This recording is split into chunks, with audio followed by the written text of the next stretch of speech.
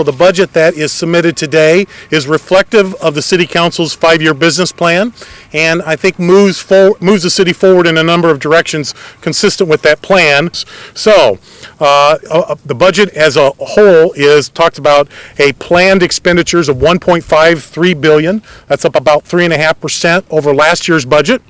It provides, again, consistent with our 5-year business plan, an additional $1.2 million for the general fund reserves. We have an enhancement to capital improvements of that $1.5 billion. About $165 million of it is designated for capital improvements throughout the city.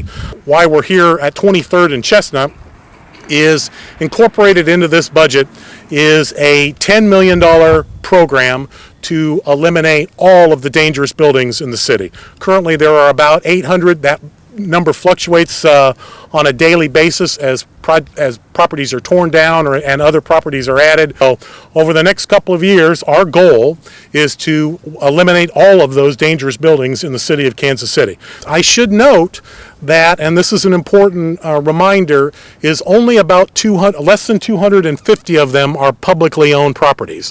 The rest, over 500, are owned by private individuals. As part of this issue, we're going to prioritize in eliminating the city-owned properties. And I want to point out that the city-owned properties, we didn't go out and acquire them to say, we want that house for some purpose. We got that house because the previous owner walked away from it. So as part of this issue, we're going to prioritize that those 2 vacant structures there will be some of the first ones that go down.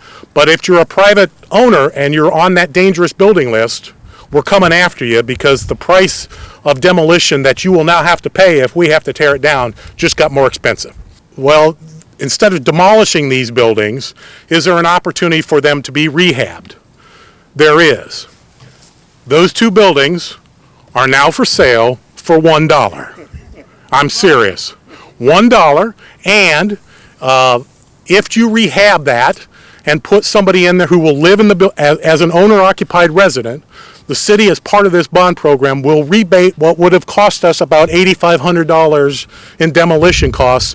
We will rebate that to the owner, at the person who rehabs that house or buys that house and lives in it at the end of that environment. So the city is saying, if you want these houses, and there's 250 on that list, the price starts at $1. The city manager and I are fully committed to a major 2-year initiative to clean up neighborhoods with regards to dangerous buildings by demolishing those buildings and making the other buildings for sale to people who want to come in and rehab.